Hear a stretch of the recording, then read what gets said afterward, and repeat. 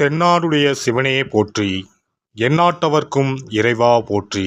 அனைத்து தமிழ் உள்ளங்களுக்கும் கனிவான வணக்கங்கள். நிகழும் ஸ்ரீ மங்களகரமான குரோதி ஆண்டு ஆகஸ்ட் மாதம் 17ஆம் தேதி சனிக்கிழமை அன்று பூராடம் நட்சத்திரத்தில் திரையோதசி திதியில் பிரீத்தி நாமயோகத்தில் கௌளவம் கர்ணத்தில் சித்த யோகத்தில் சனி மகா பிரதோஷம் கூடிய நன்னாளில் இந்த மகத்தான ஆவணி மாதம் பிறக்கிறது. ஆவணி மாத கிரக நிலைகளை பார்க்கும் போது ரிஷப ராசியில் குரு பகவானும் செவ்வாய் பகவானும், கடக ராசியில் புதன் பகவானும், சிம்ம ராசியில் சூரிய பகவானும் சுக்கிர பகவானும் உள்ளனர். கன்னி ராசியில் கேது பகவானின் சஞ்சாரம் உள்ளது.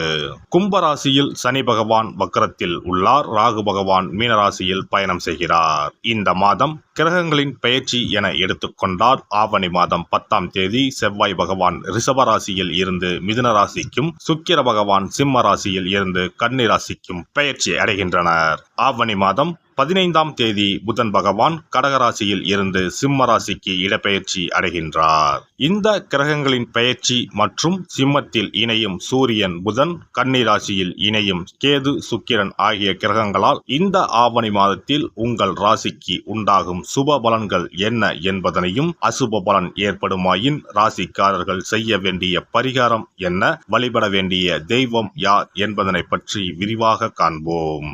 உங்கள் வாழ்வில் வளமும் நலமும் செல்வ செழிப்பும் பெற்று வாழ்வில் உயரிய நிலையை அடைய எல்லாம் வல்ல எம்பெருமானை வேண்டி விரும்பி கேட்டுக்கொள்கிறேன். கும்பராசி அன்பர்களே, இந்த மாதம் எதிர்பார்த்த காரியங்களில் வெற்றிகள் கிடைக்கும். வீண் வாக்குவாதங்களை தவிர்ப்பது நல்லது. அக்கம் பக்கத்தில் இருப்பவர்களுடன் சில்லறை சண்டைகள் ஏற்படும். வாகனங்களில் செல்லும் போது கவனம் தேவை.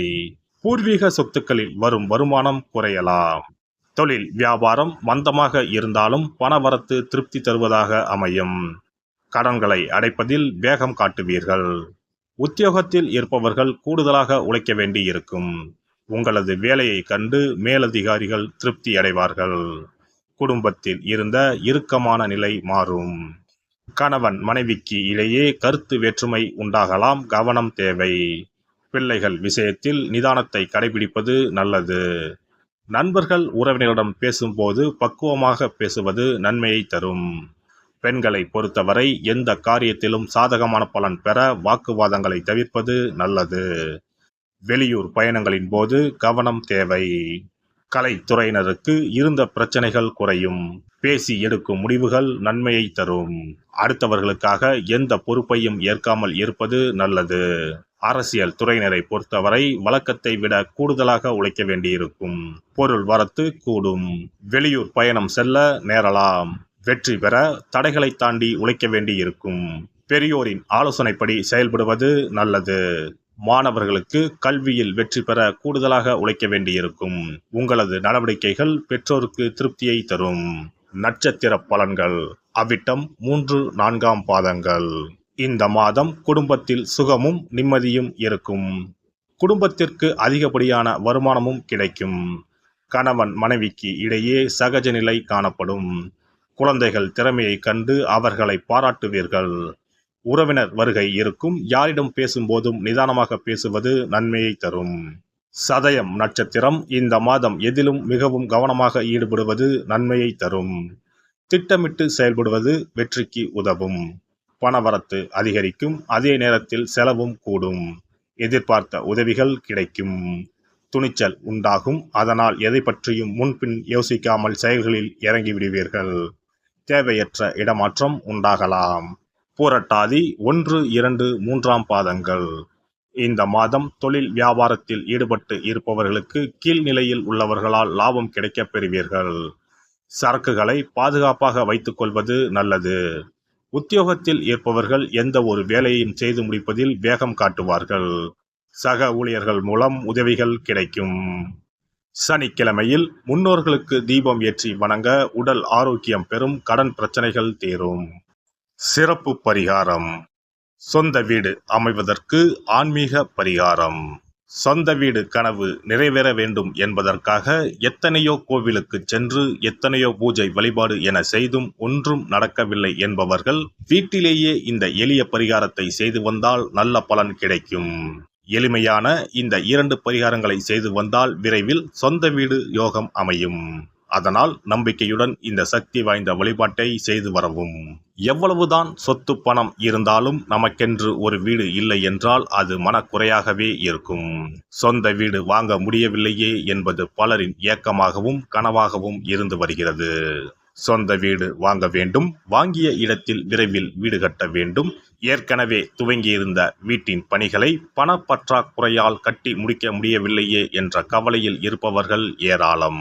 இப்படிப்பட்டவர்கள் வீட்டிலேயே எளிமையான 2 பரிகாரங்களை தொடர்ந்து செய்து வந்தாலே போதும்.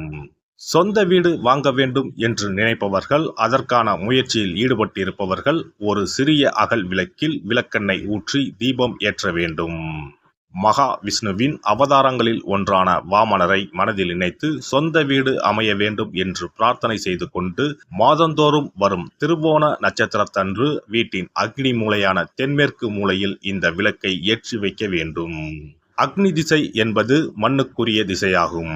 அதாவது அங்காரகன் எனப்படும் செவ்வாய் பகவானுக்கு உரிய திசை இதுவாகும். 3 அடி மண் கேட்டு 3 உலகையும் அளந்தவர் வாமனன். அதனால் அவரை நினைத்து பால் பாயசம் நிவேதனமாக படைத்து வழிபட்டு வந்தால் விரைவில் சொந்த வீடு யோகம் அமையும். மற்றொரு பரிகாரமாக வீட்டில் பயன்படுத்தும் காமாட்சி விளக்கு அல்லது கஜலட்சுமி விளக்கு அல்லது வழக்கமாக பயன்படுத்தும் ஏதாவது ஒரு விளக்கை எடுத்துக்கொள்ளுங்கள். விளக்கை சுத்தம் செய்து மஞ்சள் குங்குமம் வைத்து வாசனை மிகுந்த வெள்ளை நிற பூக்கள் சாற்றுங்கள். பிறகு 5 ரூபாய் நாணயத்தை விளக்கிற்குள் போட்டு நெய் அல்லது எண்ணெய் ஊற்றுங்கள். ஒரு சிறிய தட்டின் மத்தியில் மஞ்சள் குங்கும பொட்டு வைத்து அதன் மீது 5 ரூபாய் நாணயத்தை வைத்து நாம் ஏற்கனவே தயார் செய்த விளக்கை இதில் வைத்து விளக்கினை ஏற்ற வேண்டும். தினமும் காலையில் 6 மணி முதல் 7 மணிக்குள் இந்த விளக்கை ஏற்றி வந்தால் விரைவில் வீடு கட்டுவீர்கள். 5 ரூபாய் நாணயம் என்பது குபேரனுக்கு உரியதாகும்.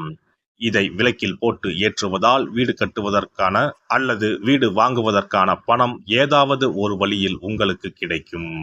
காலை 6 மணி முதல் 7 மணி வரையிலான நேரம் என்பது ஞாயிற்றுக்கிழமையில் சூரியன், திங்கள் கிழமையில் சந்திரன், செவ்வாய்க்கிழமையில் செவ்வாய், புதன் கிழமையில் புதன், வியாழக்கிழமையில் குரு, வெள்ளிக்கிழமையில் சுக்கிரன், சனிக்கிழமையில் சனி என நவக்கிரகங்களில் பாவ கிரகங்களான ராகு கேதுவை தவிர்த்து மற்ற 7 கிரகங்களையும் குறிக்கும் ஹோரை நேரமாகும். இந்த நேரத்தில் விளக்கு ஏற்றுவதால் நவக்கிரகங்களின் அருள் கிடைத்து பூமி யோகம் உண்டாகும். எந்த ஒரு பரிகாரம் என்றாலும் மனதில் முழு நம்பிக்கையோடும் இறைவனை உறுதியாக வேண்டி வழிபாடு செய்தால் மட்டுமே பலன் தரும். எளிமையான இந்த பரிகாரத்தை தொடர்ந்து செய்து பயன் பெறுங்கள். எல்லாம் வல்ல இறையருளால் நீங்களும் உங்கள் அன்பு குடும்பமும் உடல் நலம், நீலாயுள், நிறை செல்வம், உயர் புகழ், மெய்ஞானம் ஓங்கி வாழ்க வளமுடன்.